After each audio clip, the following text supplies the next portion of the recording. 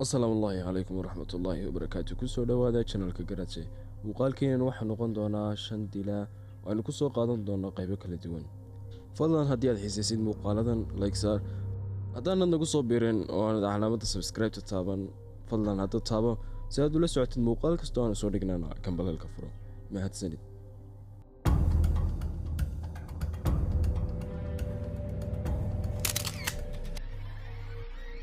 Maxim Petrov waxa uu ahaa dhakhtar Ruushiyana waana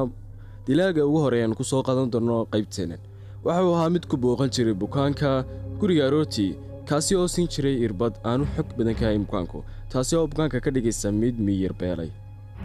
intaas kadib waxa uu biliiqaysan jiray guriga waxa yaala iyo waxyaabaha qaaliga bukaanadana waxay soo kici jireen iyaga oo la dhacay Petrovna aanu meel ka muuqan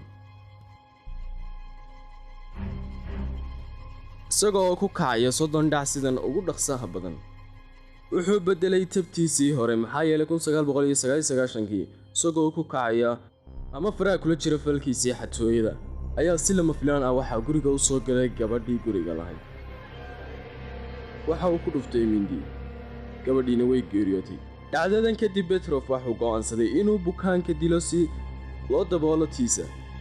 intaas kadib waxa uu bukaanada ku diri jiray daawooyin ay ku jiraan daawooyin halis ah kadibna marka uu dhameeyay falkan xatooyo waxa uu gubi jiray guriga si uu uga takhaluso wixii cadayna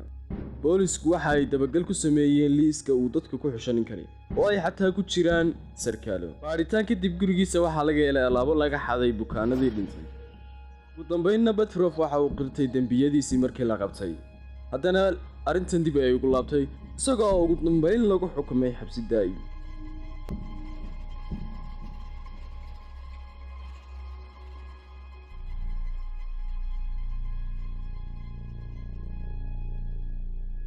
la soo qaybta labaad ee 5 dila ee dhakhaatiirta ah fadlan muuqaalkan dadka like saar haddana nagu soo biirina mar kale nagu soo biir ayaan ku xasuusinayaa wassalaamu alaykum warahmatullaahi wabarakaatuh